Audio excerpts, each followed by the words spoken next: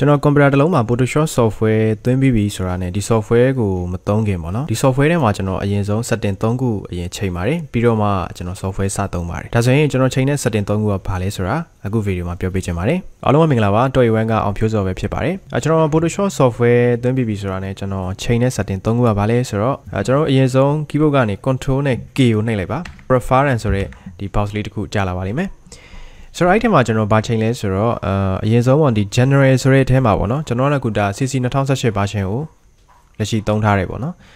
တကယ်လို့ကိုကတခြား version သုံးတယ်ဥပမာ2020အထက် version သုံးတယ်ဆိုလို့ရှိရင်တချို့ setting တွေက2ဆိုတဲ့ဒီ setting ထဲမှာသွားပြီးတော့ share လိုက်မယ်ပေါ့နော်နံပါတ်1ကျွန်တော်ချိန်တာကဘာလဲဆိုတော့ဒီ general ဆိုတဲ့အထဲမှာကျွန်တော် zoom with scroll wheel ဆိုတဲ့ setting ကိုကျွန်တော်တို့အမှန်ချက်ပါတယ်အဲ့ဒါကဘာအတွက်လဲဆိုတော့ကျွန်တော်တို့ပုံတွေကိုချုံးချက်လောက်တာတို့ဘာလို့ဆိုလို့ရှိရင်ကျွန်တော်တို့ပုံမှန်ဆိုရင်တော့ control plus control minus တော့မဟုတ် alt key ဖိထားပြီးတော့ mouse က scroll wheel နဲ့ပုံတွေချုံးချက်လောက်တယ်ပေါ့နော်အဲ့တော့ကျွန်တော်တို့အဲ့ဒါတွေမသုံးတော့ဘဲနဲ့ဒီမှာ zoom with scroll wheel ဆိုတဲ့ဟာကိုအမှန်ချက်လိုက်တယ်ဆိုလို့ရှိရင်ပုံတွေချုံးချက်လောက်တဲ့အခါမှာကျွန်တော်တို့ mouse မှာရှိတဲ့ scroll wheel လေးကိုရှစ်တွန်းနောက်ဆုတ်လုပ်ပြီးတော့ပုံကိုအချုံးချက်မြင်ကွင်းအကျဉ်းကျလုပ်လို့ရတယ်ပေါ့နော် right setting ကိုကျွန်တော်ပို့ကြိုက်တယ်အဲ့တော့ CC 2020ပေါ့Photoshop software CC 2020အထက် version 3တဲ့သူတွေကကျွန်တော်တို့ဒီ general ထဲမှာမဟုတ်ဘဲနဲ့ tools ဆိုတဲ့ထဲမှာရှိနိုင်ပါတယ်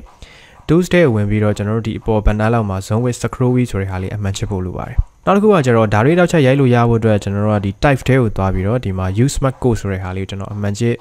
ဖြုတ်ပါတယ်ဒီကောင်အမှန်ကျတက်ထားတဲ့အခြေအနေကြရင်ဒါတွေတောက်ချက်ရိုက်လို့ရမှာမဟုတ်ပါဘူးတတိယတစ်ခုကကြတော့ကျွန်တော် performance တွေကိုသွားပြီးတော့ကျွန်တော်တို့တစ်ခုခုတစ်စုံတစ်ခုမှားသွားတဲ့ခါကျရင် control z သို့မဟုတ် control order z ပေါ့နော်2020 Photoshop CC 2020သမားတွေကနောက်ကျောင်းပြန်ခောက်တဲ့အခါမှာ control order z နှိပ်စရာမလိုတော့ပါဘူး control z ကိုပဲနှိပ်ပြီးတော့နောက်ကျောင်းပြန်ခောက်လို့ရပါတယ်2020အောက် version 3တဲ့သူတွေအကုန်လုံးကကျွန်တော်တို့နောက်ကျောင်းတစ်ခုခုမှားသွားလို့ပြန်ပြီးတော့နောက်ကျောင်းခောက်မယ်ဆိုရင် control order z ကိုပဲနှိပ်ရပါတယ်အဲ့တော့ကိုကအမားများများလောက်တတ်တဲ့သူဆိုလို့ရှိရင်တော့ဒီ performance နဲ့ဝင်ပြီးတော့ history straight ဆိုတဲ့နေရာမှာကျွန်တော်တို့90သို့မဟုတ်100လောက်ထားပေးလို့ရတယ်အများကြီးလည်းမထားနိုင်ပါတော့ဆက်၄သွားနိုင်ပါတယ်အဲ့တော့ကျွန်တော်ကတော့ပုံမှန်ဆိုရင်တော့90ပဲထားပါတယ်90ဆိုရင်ကျွန်တော်တို့ကတော့လုံလောက်တယ်အကူကတကယ်လို့အမားများတဲ့သူဆိုရင်တော့ဒီမှာတန်ဖို့အများကြီးထည့်လို့ရတယ်ပေါ့နော်ဘယ်လောက်ထိသွားလို့ရလဲဆိုရင်ကျွန်တော်တို့ဒီမှာ1000ထိသတ်မှတ်လို့ရပါတယ်သဘောကတော့အချိန်1000လောက်နောက်ကျောင်းပြန်ခောက်လို့ရတယ်ဆိုတဲ့သဘောပါပဲ